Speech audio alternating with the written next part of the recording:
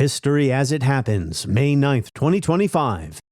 Due Process, Executive Order 9066. We interrupt this broadcast to bring you this important bulletin from the United Press. Flash, Washington. The White House announces Japanese attack on Pearl Harbor. Hawaii's bright Sunday becomes a black Sunday. High overhead, Jap raiders are on the loose. A date which will live in infamy.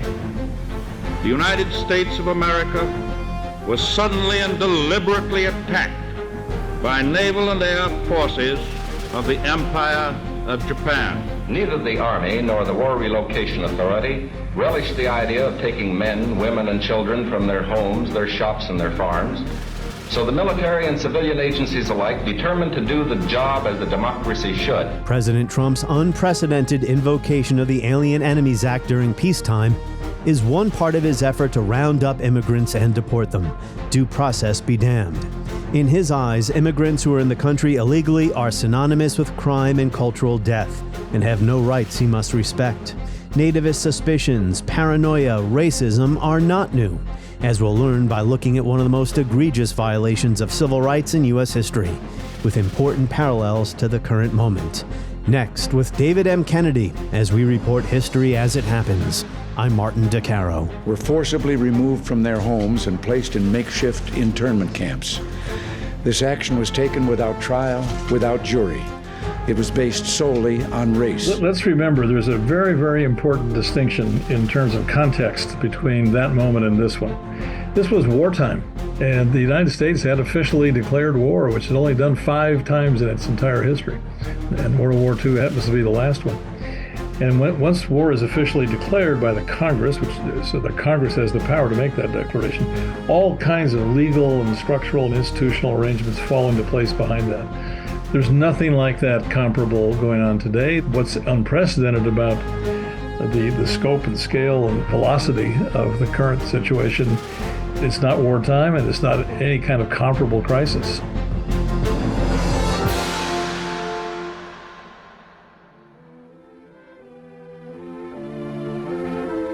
In 1943, the U.S. government released this propaganda film, narrated by Milton Eisenhower, brother of Dwight, to inform the public about what the government had been doing to Japanese Americans starting the previous spring. When the Japanese attacked Pearl Harbor, our west coast became a potential combat zone. Living in that zone were more than 100,000 persons of Japanese ancestry. 2/3 of them American citizens. From the end of March to August 1942, about 112,000 people, alien and citizen alike, their only crime that they were of Japanese ancestry, were sent to assembly centers, racetracks with old stables or fairgrounds, where they waited to be sent to a long-term relocation center. About 10 permanent camps incarcerated 120,000 Japanese Americans in Arkansas, Arizona, California, Colorado, Idaho, Utah, and Wyoming. But the propaganda film made it look like it wasn't so bad. The Army provided fleets of vans to transport household belongings and buses to move the people to assembly centers. The evacuees cooperated wholeheartedly. The many loyal among them felt that this was a sacrifice they could make in behalf of America's war effort. Milton Eisenhower did not mention that he had resigned as director of the War Relocation Authority because he was so troubled by his involvement in it. And according to historian David M. Kennedy in his Pulitzer Prize-winning Freedom from Fear, Eisenhower advised his successor, Dylan Meyer, to take the job only if his conscience would allow it. Neither the Army nor the War Relocation Authority relished the idea of taking men, women, and children from their homes, their shops, and their farms. So the military and civilian agencies alike determined to do the job as a democracy should. You know, Executive Order 9066, signed by President Roosevelt on February 19, 1942, says nothing about incarcerating people in concentration camps. It authorized the military to exclude civilians from military zones, an evacuation order. And it made no mention of any race or ethnicity. And at first, Japanese Americans voluntarily departed their homes on the West Coast to move inland, until those new places made clear they did not want them. At least not living among their white residents. They belonged in concentration camps, as one governor put it, and that is where they wound up. even though the War and Justice Departments produced not a strand of evidence of espionage or sabotage or disloyalty against a single person. 43 years after the end of the Second World War, the United States apologized. Yes, the nation was then at war, struggling for its survival, and it's not for us today to pass judgment upon those who may have made mistakes while engaged in that great struggle. Yet we must recognize that the internment of Japanese Americans was just that, a mistake. For throughout the war, Japanese Americans in the tens of thousands remained utterly loyal to the United States. So what should our country have learned from this terrible injustice? Well, here's one way of looking at it, that the Constitution is just words on a piece of paper. And if our leaders are bent on violating it, they'll find a way to do it, to justify it in some warped legal reasoning. On NBC's Meet the Press last week, President Donald Trump was asked if he is obligated to uphold the Constitution, to respect people's rights to due process. Your Secretary of State says everyone who's here, citizens and non-citizens, deserve due process. Do you agree, Mr. President? I don't know. I'm not a lawyer. I don't know. Well, the Fifth Amendment says I don't know. as It might say that, but if you're talking about that, then we'd have to have 1 million or 2 million or 3 million trials. We have thousands of people that are some murderers and some drug dealers and some of the worst people on earth. Some of the worst, most dangerous people on earth. And I was elected to get them the hell out of here, and the courts are holding me from doing it. But even given those numbers that you're talking about, don't you need to uphold the Constitution of the United States as president? I don't know. I have to respond by saying again, I have brilliant lawyers that work for me, and they are going to obviously follow what the Supreme Court said. What you said is not what I heard the Supreme Court said. They have a different interpretation. The context today may be different, so are the circumstances. But like the Japanese Americans in World War II, undocumented immigrants have been turned into a category of undesirables, undeserving of rights. And where there are no facts, you just make them up. In an interview with ABC's Terry Moran, President Trump insisted that the man he wrongfully deported to an El Salvador gulag, Kilmar Abrejo Garcia, had to be a gang member. He just had to be, because of a photo of MS-13 tattooed or superimposed on his knuckles. Well, it was photoshopped. We have to get him out, and we're doing it. By law. And you'll pick out one man, but even the man that you picked out, he said he wasn't a member of a gang. And then they looked, and on his knuckles, he had MS-13. There's a dispute Well, over wait a minute. He had MS-13 on his knuckles tattooed. Oh, he had some tattoos that are interpreted that way. But let's move on. Wait a minute. Hey, Terry. He did not have the letter MS-13. It says MS-13. That was Photoshop. So let me That was Photoshop. Terry, you can't do that. Hey, they're giving you the big break of a lifetime. You know, you're doing the interview. I picked you because, frankly, I never heard of you, but that's okay. But I picked you, Terry, but you're not being very nice. He had MS-13 tattooed. Right, we'll agree to disagree. I want to move on to something else. Terry, do you want me to show you the picture? I saw the picture. We'll and you think it was Photoshop? Well, here we go. Don't Photoshop it. Go look at his hand. He had MS-13. He did have tattoos that can be interpreted that way. I'm not an expert on them. I want to turn to Ukraine, sir. Terry, I want to get to Ukraine. No. He had MS, as clear as you can be, not interpreted. This is why people no longer believe the news, because when it's he was fake photographed news. in El Salvador, they aren't there. But let's just go on. They aren't there when he's in El Salvador. They weren't there, but they're there now, right? No, but they're there in now. your picture. Terry. Ukraine, sir. He's got MS-13 on his knuckles. All right.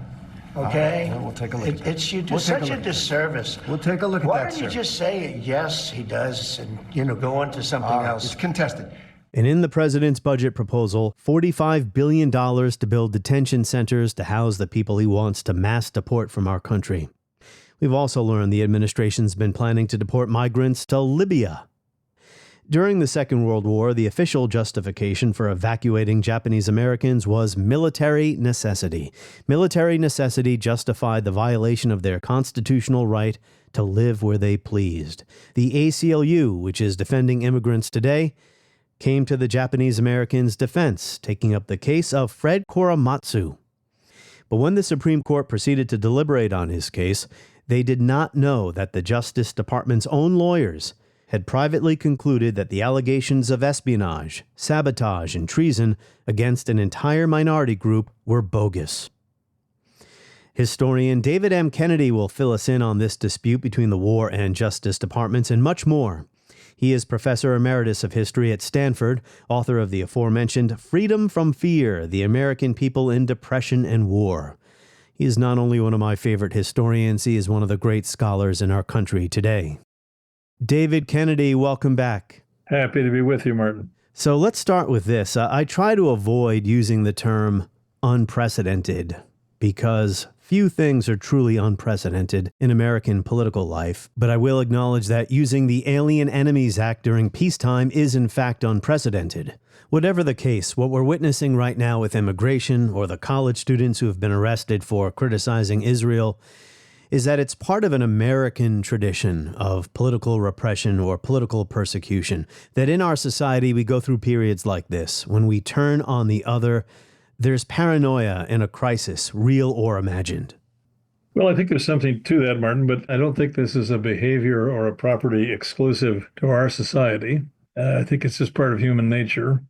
And in fact, even in the episode we're about to discuss, which I agree with you at the outset, is a pretty sad story, but even that story on close examination, the story of Japanese internment during World War II, even that on close examination reveals not just the darker elements in this society's history when it comes to the other, but also some reassuring elements. So it's a more nuanced and complicated story than it usually gets credit for.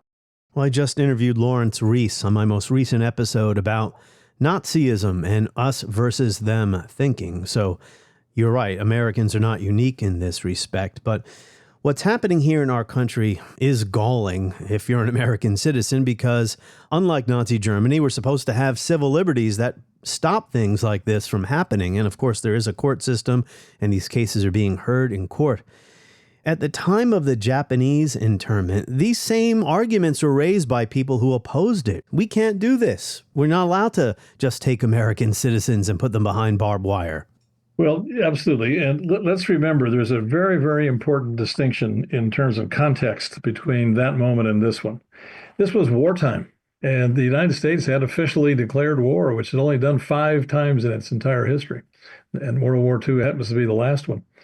And once war is officially declared by the Congress, so the Congress has the power to make that declaration, all kinds of legal and structural and institutional arrangements fall into place behind that.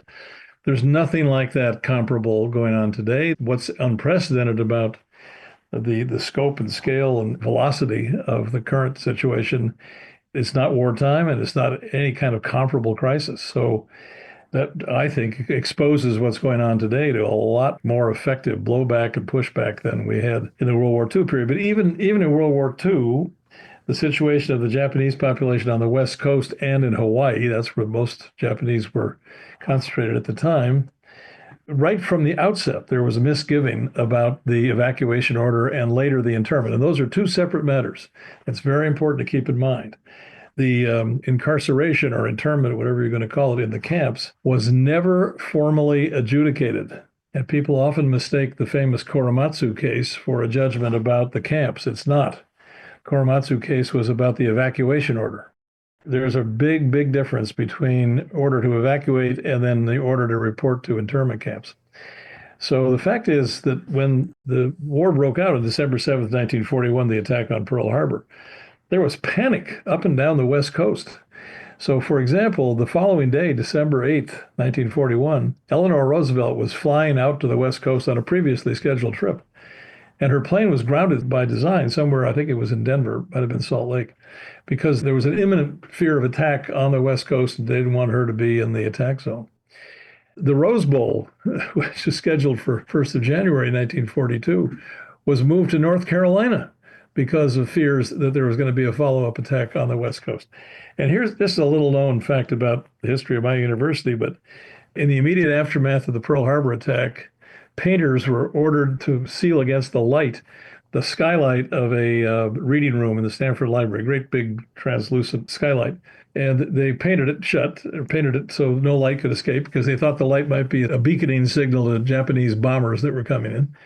And people forgot about that until the library was damaged in the 1989 earthquake and they had to rebuild it. And they realized what they thought for decades was a ceiling was in fact a skylight. How about that? But that's the degree to which panic was in the air. And we need to remember that when we remember this terrible chain of events that led to the Japanese removal. A Stanford historian who is Japanese got swept up in all of this. And you mentioned the difference between evacuation and incarceration. The order itself doesn't mention what should happen, right? There's no mention of camps in it. None at all, none whatsoever. The executive order came down from the War Department, through the president, of course, in response to reports from this military commander, General John DeWitt, head of the military command on the West Coast. And he alleged that there were all kinds of documented instances of sabotage and espionage and so on. And again, we're getting ahead of the story here, but that's all right. Every single one of those alleged instances was later proved to be fictitious. That's a big part of the later story, but we're getting ahead of ourselves. The president signed the order and gave the responsibility to the War Department, Secretary of War Henry Stimson, who in turn handed off operational responsibility to his Assistant Secretary, John J. McCloy, to evacuate these potential saboteurs and spies from the West Coast Military District. That's as far as the order went. And it's interesting that the person who was put in charge of the evacuation, the first person, was Milton Eisenhower, who, yes, indeed, he was Dwight Eisenhower's brother. And at that particular moment in history, probably at least as famous as his brother. And the reason Milton Eisenhower ended up as the first person in charge of the relocation was he came from the agricultural department, not the War Department.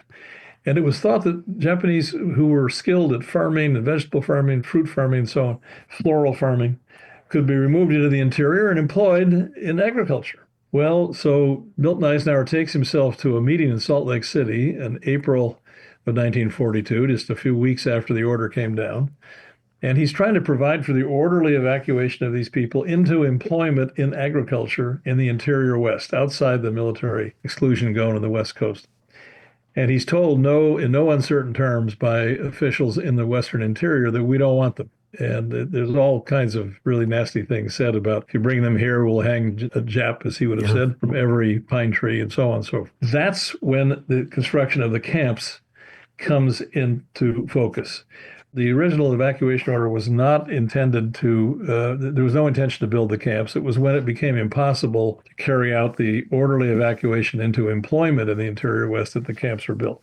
And again, a little known fact, but there's several thousand, it's not a large number, I don't know exactly, but let's say somewhere in the range of 5,000 or 10,000 Japanese on the West Coast who evacuated into the interior West or further even into the East without trouble and spent the rest of the war there and were unmolested. I happen to know a family whose parents were both physicians, and they got the evacuation order, and they went to the Mayo Clinic in Rochester, Minnesota, and spent the war there practicing medicine and never had another problem.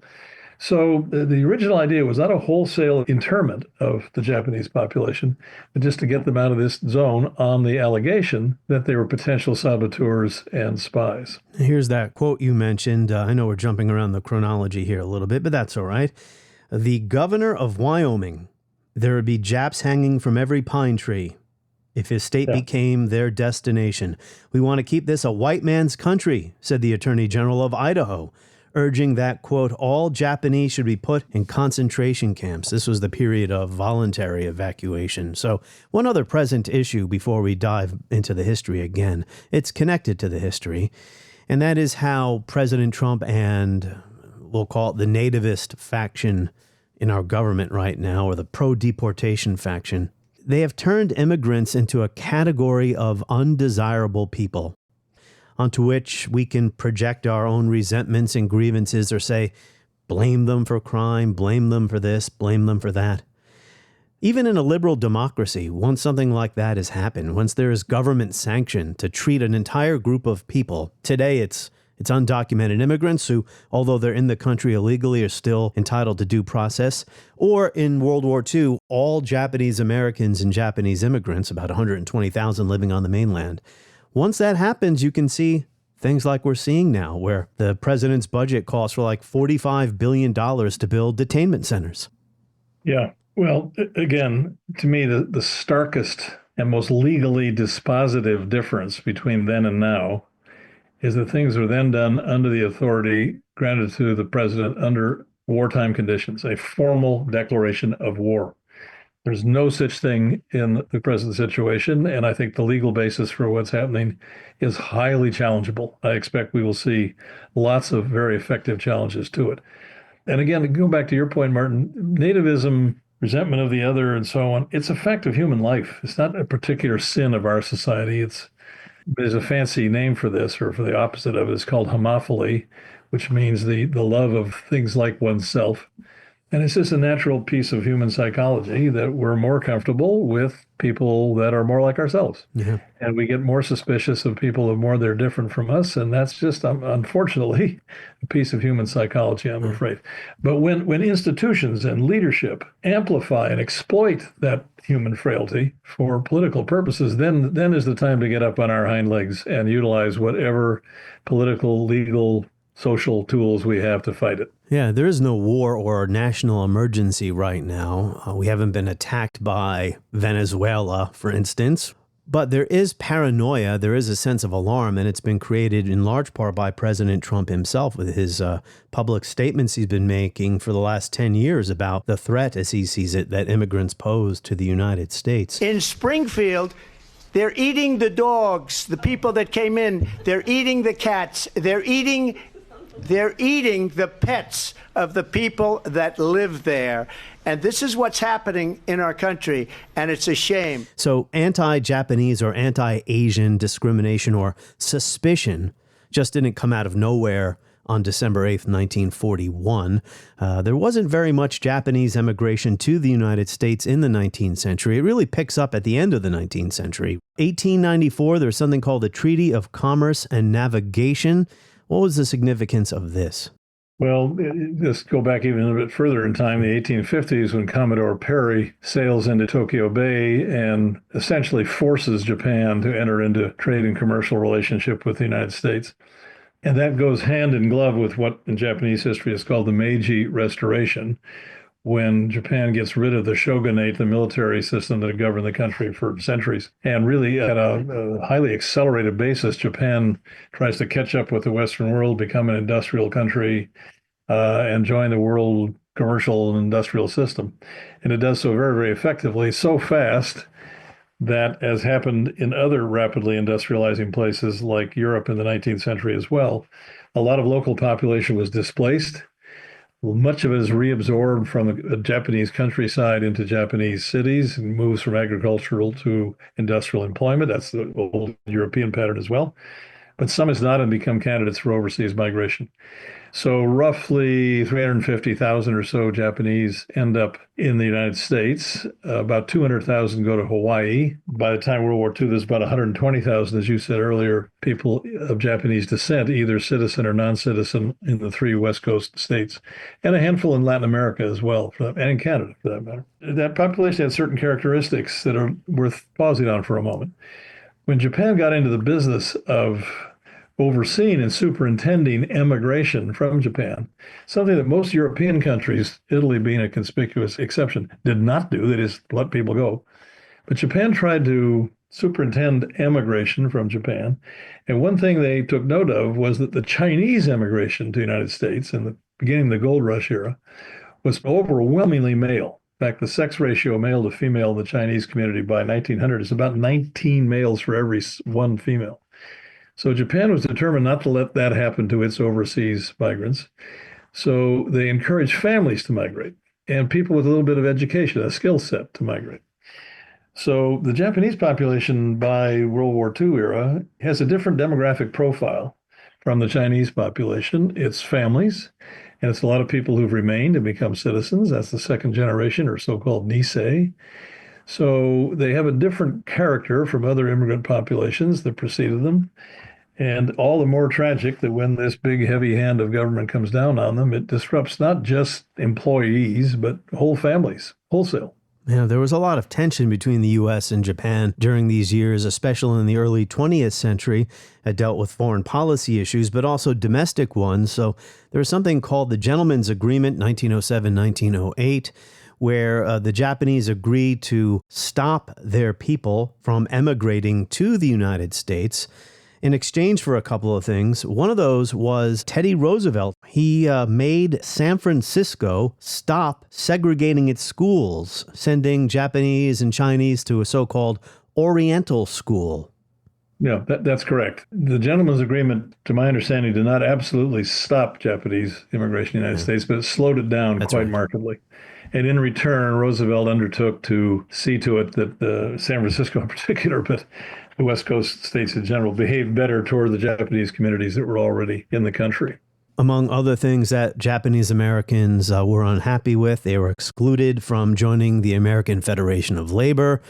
Then there was something in 1905 called the Asiatic Exclusion League, founded with the goal of putting a stop to Japanese and Koreans coming to the United States. So there is discrimination against Asian immigrants in the U.S. Prior to the First World War. Absolutely. And we shouldn't conclude this part of the discussion without mentioning the Chinese Exclusion Act. That's right.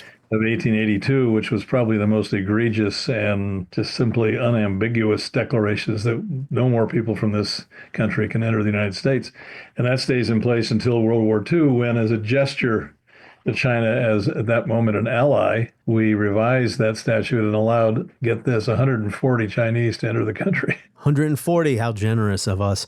And you're right about the gentleman's agreement. It did not stop Japanese immigration to the U.S. If you were already here, your wife could come and join you, and the postcard wives, where Japanese men in the U.S. would pick a woman out of a postcard or a magazine photo or whatever. That woman would then come to the U.S. to marry this stranger, but that was a way of getting around the restriction. Sometimes also called mail order brides. Yes. Same idea.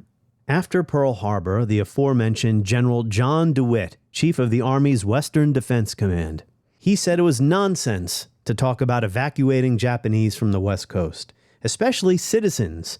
He said an American citizen, after all, is an American citizen. Yeah, and then just a few weeks later, he said a Jap is a Jap. He makes up this story that there are these strange radio signals that were helping the Japanese identify every single naval ship as it left the mouth of the Columbia River or something like that. This was complete nonsense. It was exposed by people in the government, inside the government at the time, as complete nonsense. Yet, Francis Biddle, the Attorney General, kind of goes, or he does go along with all this, right? Tell us what happens here internally in the government as they're debating what to do amid all these rumors. This is a terribly complicated story, and I'll try to do it justice briefly.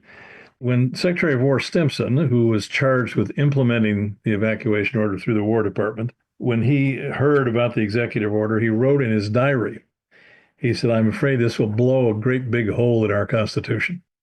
So from the very moment when the policy is first set, there are people already worrying that this is really the wrong thing to do.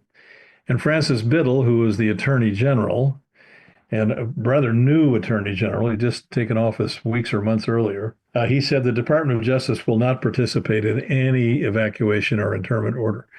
And then there was this famous meeting at Biddle's home, February 17th, 1942, when the Department of Justice people came to represent to the War Department people that the order was unconstitutional and a very bad idea. And the War Department people, especially Assistant Secretary McCloy, insisted that military necessity required the evacuation, and the Department of Justice people buckled. And most of them who were there regretted it ever after. One of the Assistant Attorneys General said he almost wept when he left the home because he understood what was going to follow. And later in his memoir, Francis Biddle, the Attorney General, wrote about this episode, in essence apologized for not standing his ground there on that evening of February 17th in his own home. And he said, I can quote it, he said, "I was new to the cabinet and disinclined to insist on my view to an elder statesman, that's Stimson, whose integrity and wisdom I greatly respected." So it was the aura of Stimson, who had been Secretary of State in the Hoover administration. He's now Secretary of War, been Secretary of War in the Taft administration. He's one of the most respected people in the American establishment. It was the aura of his authority that intimidated others who knew this was a bad idea, but they didn't have the guts to stand up to it. I neglected to mention Supreme Court Justice Owen Roberts put out a report on espionage that completely lacked evidence. And even major newspaper columnists joined the chorus of rumor. Walter Lippmann and others who had been sane just weeks before are now calling for emergency measures. So After listening to your answer there, David M. Kennedy, my next question has to be, where the heck is Franklin Roosevelt in all of this? Well, to the best of our knowledge, he paid very little attention to this. He took the recommendation from General DeWitt at face value and thought there was a real possibility of sabotage and espionage. Not an altogether crazy assumption. And he handed the baton, as it were, to the authority to Secretary Stimson. And to the best of our knowledge, there's very little documentation that Roosevelt himself paid close attention to this matter. And the people in the War Department, especially DeWitt's aide, at the time a major by the name of Carl Bendetson, later becomes a colonel. He's one of the real villains in this because he put together that original report alleging all these instances of sabotage and espionage, including the ones you mentioned about radio transmissions alerting the Japanese Navy to ships exiting the Columbia River and so on. He wrote a report published a year or so later. There was a litany of all these allegations. And the FBI and the Federal Communications Commission and the Office of Naval Intelligence, all of them reviewed these allegations and came to the unanimous and unambiguous conclusion that there was nothing to any of them, not a single one of them was accurate. But nonetheless, that report, when the Supreme Court eventually comes to adjudicate the case, particularly famously in the Korematsu case in 1944, that report becomes the basis for, to use the lawyerly term, the facts in evidence about how the court should judge the matter. People in the Justice Department knew at this time that the report was totally without basis and should not be allowed into evidence. And I can quote you for exactly what they inserted a footnote. That's right. Into the brief that they were obliged as the lawyers for the government to bring forward. And in their footnote, they said explicitly that the so-called Bendetson report, 1942 report, also sometimes called the final report, the report was not based on fact, and here's the operative sentence. They said, in view of the contrariety of the reports on this matter, we do not ask the court to take judicial notice of the recital of those facts contained in the report. In other words, they were saying, do not base your judgment on the things alleged in the report. Once again, representatives of the War Department, John J. McCloy, Assistant Secretary, again comes into the picture. He persuaded the Justice Department lawyers to take that footnote out of their brief. So when the Supreme Court, when the justices confronted the case, they were denied reliable statement that the factual basis of their case was not factual at all. Yeah, this is the Korematsu case, so the Justice Department has to go there, even if they don't want to, the lawyers, and defend the government's position, but they're going to put in this footnote saying, we don't have a case. So the War Department says you can't do that, get that footnote out of there. But the Supreme Court goes along with this too, even though the justices could see this was a terrible miscarriage of justice. Well, some did and some didn't. As a divided, Korematsu is not a unanimous vote. There are some other earlier cases where the Supreme Court did rule unanimously in favor of the evacuation order and of a related order. It was for curfew imposed on Japanese people on the West Coast. Famous case is Hirabayashi. It's the name of the guy who was deliberately violated the curfew in Seattle as a young student at the University of Washington. He belonged to a pacifist religious group, and he was up in arms about it right from the beginning. So the court repeatedly affirmed the legitimacy of the evacuation order as a matter of military necessity. The court never formally ruled on the actual internment. And there's a lot of misconception about that out there. You often hear Korematsu as sanctioning the internment. That's actually not the case at all. So Fred Korematsu becomes the poster boy for all this, the single most famous case that comes out of this body of litigation. But there's another person who I think deserves to be better recognized, a young woman named Mitsuya Endo. She was a native-born American, born in this country, so had citizenship. She was a Christian. She was a Methodist. She had a brother in the armed services. And she was, at the time the order came down, she was working for the Department of Motor Vehicles in Sacramento, California.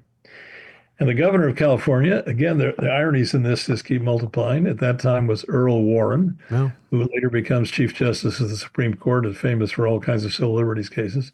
He ordered, and the legislature of California ordered, that all Japanese working for the state of California be fired.